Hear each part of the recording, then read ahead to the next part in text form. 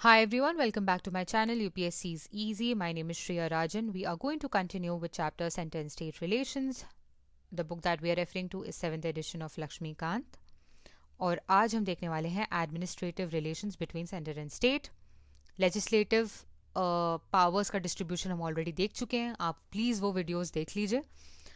Today we are going to deal with article 256 and till 263. 256 से लेकर 263 तक articles के साथ आज हम डील करने वाले हैं. This is part 11 of the constitution. You have to remember that, right. सबसे पहले हम देखने वाले हैं डिस्ट्रीब्यूशन ऑफ एग्जीक्यूटिव पावर्स.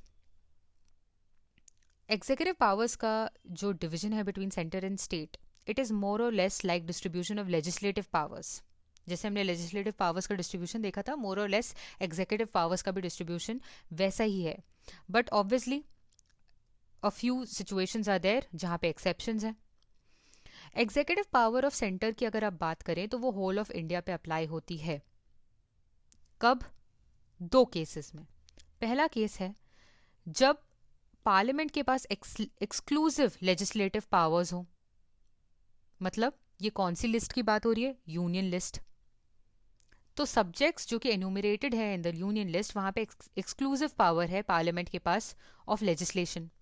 यहाँ पे सेंटर की जो एग्जीक्यूटिव पावर है वो होल ऑफ इंडिया में एक्सटेंड होती है. सेकेंडली, अगर उन्हें एक्सरसाइज करना हो एक ट्रीटी या फिर अग्रीमेंट, ठीक है, इस वजह से भी एग्जीक्यूटिव पावर ऑफ सेंटर जो है वो एक्सटेंड होती है to to the whole of the country. Similarly when we talk about executive power of the state, state की एग्जीक्यूटिव पावर उसकी टेरिटरी में एक्सटेंड होती है, स्टेट की टेरिटरी में एक्सटेंड होती है with respect to what? With respect to the state list. This is clear, right. State list में क्या होता था? एक्सक्लूसिव पावर होती थी स्टेट की लेजिस्लेशन को लेकर, राइट. तो अभी executive power of the state जो है वो स्टेट की होल ऑफ टेरिटरी में अप्लाई करती है when it comes to state list, right. When we talk about concurrent list, यहाँ पे तो दोनों के पास पावर होती थी to make laws, whether it was state और parliament, whether it was centre और स्टेट, राइट. लेकिन एग्जीक्यूटिव पावर जो है यहाँ पर it rests with the state, right. Generally when we talk about concurrent list, the executive power rests with the state except for जब constitution या फिर parliamentary law specify करे कि एग्जीक्यूटिव पावर सेंटर के पास है, राइट. मतलब क्या है? मतलब यह है कि अगर पार्लियामेंट लॉ बनाती है अंडर नॉर्मल सर्कमस्टांस तो उसको एग्जीक्यूट करने की जो पावर है with respect to concurrent list वो स्टेट के पास आएगी, अनटिल एंड अनलेस कि ये कॉन्स्टिट्यूशन में या फिर उस पार्लियामेंट्री लॉ में मेंशन्ड हो कि ये सेंटर की पावर है. इतना क्लियर है? Now we come to obligation of state and the centre. Constitution ने क्या किया है? दो रिस्ट्रिक्शंस प्लेस किए हैं on executive power of the state. ये दो रिस्ट्रिक्शंस क्या हैं? पहला रिस्ट्रिक्शन है कि स्टेट की एग्जीक्यूटिव पावर ऐसे ऑपरेट होनी चाहिए कि वो इंश्योर करे कंप्लायंस विद पार्लियामेंट्री लॉ और compliance with existing law which applies in the state. ठीक है, समझ गए? पहली बात तो स्टेट की जो एग्जीक्यूटिव पावर है वो ऐसे एक्सरसाइज होनी चाहिए कि वो इंश्योर करे कि पार्लियामेंट की जो लॉज हैं उसके साथ वो कंप्लाई कर रहे हों. सेकेंडली, जो एग्जिस्टिंग लॉज है जो कि स्टेट में अप्लाई हो रहे हैं उसके साथ भी कंप्लाई हो रहा हो. सेकेंड आपको याद रखना है कि एक और रिस्ट्रिक्शन जो स्टेट की एग्जीक्यूटिव पावर पे लगा हुआ है वो ये है कि वो इम्पीड नहीं कर सकते या प्रेजुडिस नहीं कर सकते exercise of centres executive power. तो जब हम ए की बात कर रहे हैं तो यहाँ पे हम देख रहे हैं कि this is a general obligation upon the state. लेकिन सेकंड की जब हम बात कर रहे हैं तो यहाँ पे स्पेसिफिक ऑब्लिगेशन है स्टेट के ऊपर कि वो हैम्पर ना करे executive power of the centre. ये जो दोनों ही कंडीशन है ये कोर्सिव इन नेचर है. मतलब क्या है? मतलब ये है कि जो आर्टिकल 365 है वो ये कहता है कि अगर ऐसी कंडीशन आती है वे state has failed to comply with और give effect to any direction of the center, it will be lawful for the president to hold that a situation has arisen where government of the state cannot be carried on in accordance with the provision of the constitution.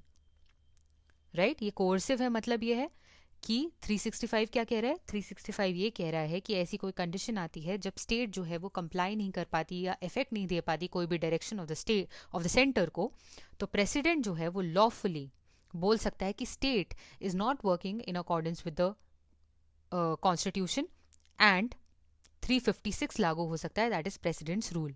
Presidents rule के बारे में हम already कर चुके हैं, आप please उसे lecture में देख लीजिए so that you are more clear on this. इतना क्लियर है? Okay, now we see centre's directions to the state. अभी जो हमने चीजें पढ़ी उसके अलावा भी ऐसी कंडीशंस हैं जहां पे सेंटर जो है स्टेट को सर्टेन डायरेक्शंस देती है with regard to exercise of their executive power. ठीक है, कौन से मैटर्स में सेंटर जो है स्टेट को डायरेक्शन दे रही है वो देखते हैं. सबसे पहले the construction and maintenance of means of communication. Construction and maintenance of means of communication. Second is maintenance and protection of railways. Protection of railways within the state, right? Means of communication also, right? Third is adequate facilities for instruction in mother tongue. कौन सी stage of education के लिए? Primary stage of education के लिए. किसके लिए? जो linguistic minorities हैं with in the state. Fourth is drawing up and execution of specified schemes for welfare of scheduled tribes in that state. इन चारों कंडीशंस में सेंटर जो है स्टेट को डायरेक्शन दे सकती है. आपको ये याद रखना है कि इसके पहले जो हमने कोर्सिव सैंक्शन पढ़ा था 365, वो इन 4 केसेस पे भी एप्लीकेबल है. इतना क्लियर है? Now we come to mutual delegation of function. जब हम डिस्ट्रीब्यूशन ऑफ लेजिस्लेटिव पावर्स की बात कर रहे थे बिटवीन सेंटर एंड स्टेट, तो हमने देखा ये डिस्ट्रीब्यूशन ऑफ लेजिस्लेटिव पावर बहुत ही रिजिड है. सेंटर जो है डेलीगेट नहीं कर सकता अपनी लेजिस्लेटिव पावर स्टेट को. ये नहीं बोल सकते कि हमारी जगह आप लॉ बना दो, और एक सिंगल स्टेट सेंटर को नहीं बोल सकता कि आप हमारे लिए लॉ बना दो स्टेट सब्जेक्ट पे. कौन से कंडीशन पे स्टेट्स बोल सकते हैं सेंटर को, वो हम ऑलरेडी देख चुके हैं. आप लेजिस्लेटिव पावर्स का डिस्ट्रीब्यूशन देख लीजिए प्रीवियस लेक्चर. ठीक है, तो जो डिस्ट्रीब्यूशन ऑफ एग्जीक्यूटिव पावर है वो जनरली लेजिस्लेटिव पावर का डिस्ट्रीब्यूशन फॉलो करता है, बट इतना रिजिड डिवीजन आपको एग्जीक्यूटिव पावर्स के डिस्ट्रीब्यूशन में नहीं देखने को मिलेगा. क्योंकि अगर बहुत ज़्यादा रिजिड होंगे एग्जीक्यूटिव पावर्स का डिस्ट्रीब्यूशन, तो कॉन्फ्लिक्ट अराइज होने की टेंडेंसी बन सकती है between centre and state. Hence constitution जो है वो प्रोवाइड करता है for inter governmental delegation of executive functions. किस लिए? ताकि आप मिटिगेट कर पाए रिजिडिटी एंड अवॉइड कर पाए एक सिचुएशन ऑफ डेडलॉक. ठीक है, यहां पे आप देखेंगे जो प्रेसिडेंट है उनका रोल हमें यहाँ पे ध्यान देना चाहिए. प्रेसिडेंट जो है वो क्या कर सकते हैं, कंसेंट ले सकते हैं of the state government. State government की कंसेंट के साथ क्या कर सकते हैं, entrust to that government any executive functions of the centre. Centre की कोई एग्जीक्यूटिव फंक्शन जो है वो स्टेट को कॉन्फर कर सकते हैं president after the consent of the state. Conversely the governor of the state ये क्या कर सकता है, with the consent of central government ये क्या कर सकते हैं, एंट्रस्ट कर सकते हैं to that government any of the executive functions of the state. ठीक है, ये जो म्यूचुअल डेलीगेशन है ये कंडीशनल भी हो सकता है और अनकंडीशनल भी हो सकता है. आप देखेंगे that constitution also makes a provision for the entrustment of executive functions of the state to of the center to a state without the consent of that state. But in that case, the delegation is by the parliament and not by the president. मतलब हमने यहाँ पर देखा कि कैसे president जो है state से कंसेंट लेकर सेंटर की कुछ एग्जीक्यूटिव पावर स्टेट को कन्फर कर सकता है. बट कॉन्स्टिट्यूशन ऐसे भी प्रोविजन बनाते हैं जब एग्जीक्यूटिव फंक्शन जो सेंटर के हैं वो स्टेट को दिए जा सकते हैं without consent of the state. But ऐसे में प्रेसिडेंट नहीं कर रहे होते हैं वो चीज़, वो डेलीगेशन पार्लियामेंट कर रही होती है जब कंसेंट ऑफ द स्टेट नहीं ले रहे. मतलब क्या है कि अगर पार्लियामेंट जो है वो लॉ बनाती है on a subject of union list, वो कन्फर कर सकती है पावर और इम्पोज कर सकती है किस पे, ड्यूटीज स्टेट पर. और it can authorise the conferring of powers and imposition of duties by the centre upon a state irrespective of the consent. मतलब पार्लियामेंट को कंसेंट लेने की जरूरत नहीं है स्टेट से. ठीक है. सेम चीज क्या स्टेट लेजिस्लेचर कर सकती है? नहीं. मतलब क्या है कि it that mutual delegation of functions between center and state can take place either under an agreement or by legislation. Important to remember. Either by agreement or by legislation. Agreement में president delegate कर रहे होते हैं, legislation में parliament delegate कर रहे होते हैं without consent. और जो सेंटर है वो दोनों चीज यूज कर पा रही है, बट जो स्टेट है वो सिर्फ अग्रीमेंट वाला मेथड यूज कर पा रही है, लेजिस्लेशन वाला मेथड यूज नहीं कर पा रही. स्टेट लेजिस्लेटर के पास ये पावर नहीं है. इतना क्लियर है? Now we come to cooperation between centre and states. ठीक है. कुछ प्रोविजंस हैं कॉन्स्टिट्यूशन में जिसकी वजह से आप देख रहे हैं कि कैसे सिक्योर हो रही है cooperation and coordination between centre and state. सबसे पहले parliament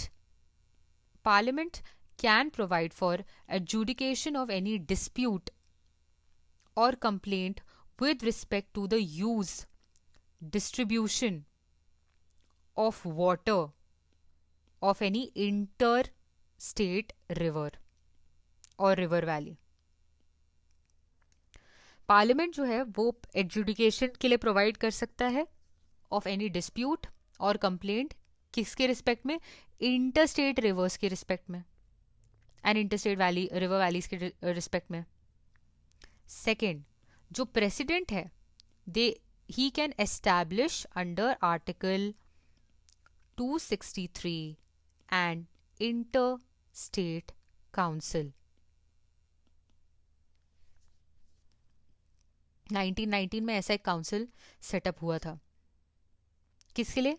to investigate and discuss subject of common interest between centre and states. Subject of common interest को डिस्कस करने के लिए ऐसा इंटरस्टेट काउंसिल प्रेसिडेंट जो है अंडर आर्टिकल 263 एस्टैब्लिश कर सकती है. ठीक है. Third, full faith and credit is to be given throughout the territory of India to public acts, judicial proceedings, of course records as well, of center and every state. ठीक है. Full faith and credit is to be given throughout the territory of India to public acts or records and judicial proceedings of center and state.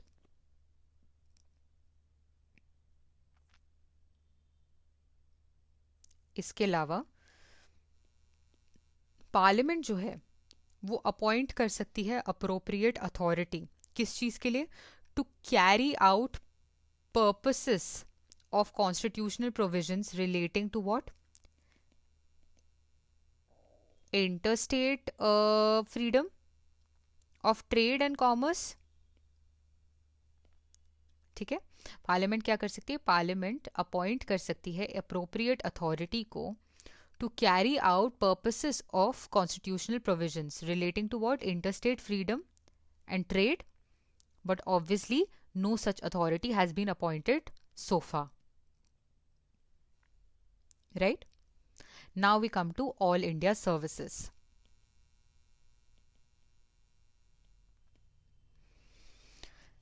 Centre और state के पास, जैसे कि आपको पता ही है, अपनी अपनी सेपरेट सर्विसेज हैं, जैसे कि central services and state services respectively. इसके अलावा 3 आपको ऑल इंडिया सर्विसेज देखने को मिलती हैं, IAS, IPS and IFOS, right? The members of these services occupy top positions or key positions under both center and state, ठीक है। लेकिन इनका रिक्रूटमेंट कौन करता है, सेंटर इनका रिक्रूटमेंट करती है। इन्हें कंट्रोल कौन करता है, both centre and state, but ultimate control किसके पास है, अल्टीमेट कंट्रोल सेंटर के पास है,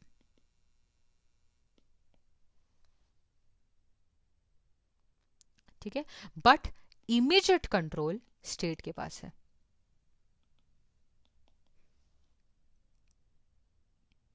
नाइनटीन 47 में आपने देखा होगा जो ICS था, that is your Indian civil services, that was replaced by IAS and IP, Indian police and Indian administrative services, right. In 1966, IFOS was created as the third All India service. Article 312 of the Constitution authorizes the Parliament to create, Parliament के पास power है under Article 312 to create all India services on the basis of what?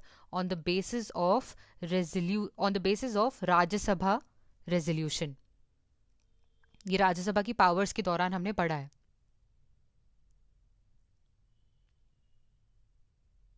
right? Each of these 3 all India services, when we are talking about, irrespective of their division among different states, form a single service with common rights and status and uniform scales of pay throughout the country. ये तो आपने देखा ही है, ये सारी चीज की uniformity है पूरे देश भर में। Though the All India services violate the principle of federalism under the Constitution by restricting autonomy and patronage of the states, they are supported on the ground of, आपको पता ही है, अभी हम ग्राउंड्स पढ़ने वाले हैं कि ये क्यों सपोर्टेड है। ऑफ कोर्स ये फेडरलिज्म का एग्जाम्पल तो नहीं है ऑल इंडिया सर्विसेज, ठीक है, यूनिटरी स्ट्रक्चर का एग्जाम्पल है। बट ये क्या करते हैं, ये हेल्प करते हैं कि आप मेंटेन कर पाए हाई स्टैंडर्ड ऑफ एडमिनिस्ट्रेशन, ठीक है। यूनिफॉर्मिटी इंश्योर करते हैं of what, of administrative system through out the country, ठीक है। Joint action on issues of common interest, cooperation on issues of common interest, उसमें फैसिलिटेट करते हैं ऑल इंडिया सर्विसेज, ठीक है। ऑफ कोर्स अगर आप BR अम्बेडकर जी के बारे में पढ़ेंगे तो आप देखेंगे कि BR अम्बेडकर जी ने ऑब्जर्व किया था और जस्टिफाई किया था institution of all India services को, राइट। उन्होंने कहा था द इंडियन फेडरेशन दो a dual polity will have dual services but with one exception. It is recognized that in every country there are certain posts in the administrative setup which might be called strategic from the point of view of maintaining standard of administration. ठीक है, तो इस तरीके से उन्होंने defend किया था all India services को, राइट उन्होंने कहा था कि ऐसे ऑल इंडिया सर्विसेज होगी जिसमें रिक्रूटमेंट का जो बेसिस होगा वो कॉमन क्वालिफिकेशन होंगी, यूनिफॉर्म पे स्केल होगा, ठीक है, और उन्हें स्ट्रेटेजिक पोजीशंस में थ्रू आउट द यूनियन कहीं भी अपॉइंट किया जा सकता है. इतना क्लियर है? Now we come to public service commission. Chairman and members of state public service commission जो है, that is appointed by the governor of the state. क्या बोला मैंने? जो स्टेट आपके पीएससीज होते हैं, उनके जो चेयरपर्सन हैं एंड मेंबर्स हैं, उनको अपॉइंट कौन करता है? उनका अपॉइंटमेंट करते हैं गवर्नर, बट उनका रिमूवल कौन करता है? प्रेसिडेंट. प्रेसिडेंट ही उनको रिमूव कर सकते हैं. ठीक है. पार्लियामेंट जो है वो क्या कर सकती है? पार्लियामेंट एस्टैब्लिश कर सकती है joint state public service commission. किसके लिए? 2 या 2 से ज़्यादा स्टेट्स के लिए पार्लियामेंट ये एस्टैब्लिश कर सकती है joint state public service commission. कब करती है? जब उनको रिक्वेस्ट मिलती है स्टेट लेजिस्लेचर्स से. जो कंसर्न स्टेट लेजिस्लेचर्स हैं, जब वो पार्लियामेंट को रिक्वेस्ट करते हैं, तब वो एस्टैब्लिश कर सकती है. चेयरमैन जो है, ये जो जॉइंट सर्विस पब्लिक कमीशन है, उनके जो चेयरमैन है, उनका अपॉइंटमेंट कौन करेगा? चेयरमैन एंड मेंबर्स का. क्योंकि ये जॉइंट है. अब ऑब्वियसली जॉइंट है तो ज़रूरी तो है नहीं कि गवर्नर, कितने गवर्नर्स को आप लाएंगे अगर बहुत सारे स्टेट्स हैं तो प्रेसिडेंट यहाँ पे अपॉइंटमेंट करते हैं. Right. UPSC can serve the needs of a state on request of the state governor. अगर स्टेट गवर्नर जो है वो रिक्वेस्ट करे तो यूपीएससी जो है on request of the state governor and with the approval of president can serve the needs of the state. ठीक है. गवर्नर की रिक्वेस्ट एंड प्रेसिडेंट का अप्रूवल.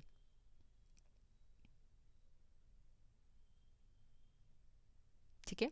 यूपीएससी जो है वो असिस्ट करती है स्टेट्स को in framing, operating schemes of what? Joint recruitment for any service for which candidates possessing special qualifications are required.